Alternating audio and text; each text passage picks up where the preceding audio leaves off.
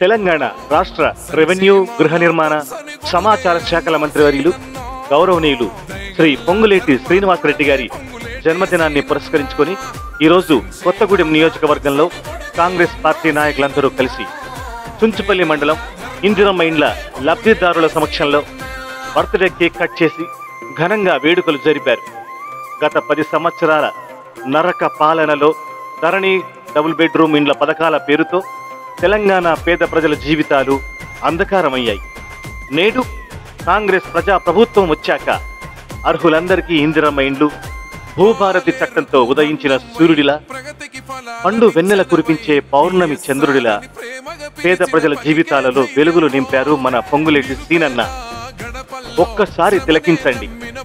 ఇండ్లు లేని అక్కాచెళ్లకు ఇందిరమ్మ ఇండ్లు వచ్చాక వారి కళ్లల్లోని కాంతి, పెదవులపై సంతోషంతో కూడిన చిరునవ్వు, ముఖంలో వర్చస్సు ఎంతో తేజస్సుతో వెలిగిపోతున్నాయి. వారి ఆనందానికి అవధులు లేవు.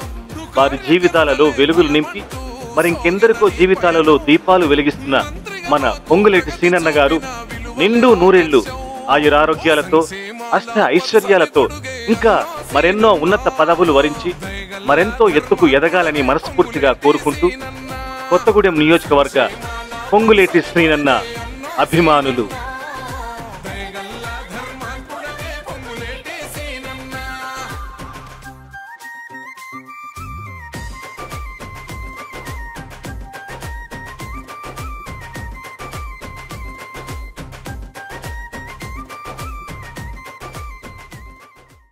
అందరికీ నమస్కారం.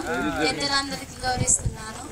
ఎన్ని రోజులుగా మాకు ఇల్లు లేదు, ఒక గుడిసెలే ఉన్నాం మేము. ఈ సీనన్న రావడంతో లభ్యందరికి మాకు ఇల్లు వచ్చింది. ఎంతో సంతోషంగా ఉంది. మీకు అందరికీ నమస్కారం అండి. సీనన్నకి, ముఖ్యమంత్రి గారికి చాలా చాలా ధన్యవాదాలండి. ఇందిరమ్మ ఇచ్చినందుకు చాలా సంతోషంగా ఉంది నాకు. మీ అందరికి కోటి ధన్యవాదాలండి. Thank you sir. మాకు కాంగ్రెస్ ప్రభుత్వం వచ్చిన కాంచి ఇందిరమ్మ ఇచ్చిన కాంచి మేము కట్టుకున్నాము. చాలా సంతోషంగా ఉంది. శ్రీయుత గౌరవనీయులైన పొంగులేటి శ్రీనివాస్ రెడ్డి గారికి నా హృదయపూర్వకంగా జన్మదిన శుభాకాంక్షలు తెలుపుకుంటూ మాకు ఈ ఇందిరమ్మ ఇల్లు ఇచ్చినందుకు ధన్యవాదాలు తెలుపుకుంటున్నాను.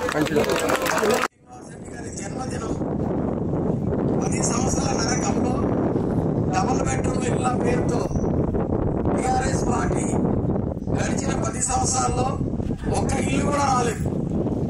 కాంగ్రెస్ ప్రభుత్వం వచ్చిన తర్వాత రాష్ట్ర ముఖ్యమంత్రి వర్యులు శ్రీ రేవంత్ రెడ్డి గారు గృహ నిర్మాణ శాఖని ఎవరైతే సమర్థవంతంగా నిర్వహిస్తారని చెప్పి ఆయన అనేక రోజులు మొదలుపడి దీనికి కష్టం తెలిసిన వాడు ఒక రైతు బిడ్డ, మట్టి నుంచి పుట్టిన మాణిక్యం పొంగులేటి శ్రీనివాస్ రెడ్డి గారు కింద నుంచి ఒక రైతు నుంచి ఇవాళ ఒక గొప్ప వ్యాపారాన్ని, ఒక గొప్ప రాజకీయాన్ని, ప్రజాసేవలో ఉమ్మడి ఖమ్మం జిల్లాలో ఎవరికి ఏ కష్టం వచ్చినా కానీ చేసే నాయకుడు, ఆయనకు అన్ని తెలుసు అని చెప్పి ఆయనే నిరంతర శ్రామికుడు అని చెప్పి ఆయనకు ఆ యొక్క శాఖను అప్పగించారు. ఆ శాఖను అప్పగించిన తర్వాత సీనన్న ఎంతో సమర్థవంతంగా అనేక మంది మేధావులతోటి ఇతర రాష్ట్రాల్లో గృహ నిర్మాణాలు ఎలా జరుగుతాయో పరిశీలించి అనేక మేధావంతనం చేసి మధ్యవర్తులు లేకుండా, ఎవరు లేకుండా లబ్ధిదారునికి డైరెక్ట్ గా ఈ ఇల్లు వారికి ఆ ఇంట్లో నివసించి వారి కళలో సాకారం కావాలని ఈ ఇందిరమ్మ ఇంటిని నిర్మించడం జరిగింది. ఒక్కొక్క నియోజకవర్గంలో 3500 ఇళ్ల చొప్పున రాష్ట్రం మొత్తం కూడా ప్రతి నియోజకవర్గానికి ఇచ్చి మొదటి విడతగా మొదలుపెట్టడం జరిగింది. మన కళ్ళ ముందు కనపడతానే ఉంది ఇందిరమ్మ ఇల్లు, కళల సౌధం కనపడతానే ఉంది. స్లాబ్ దాకా వచ్చింది.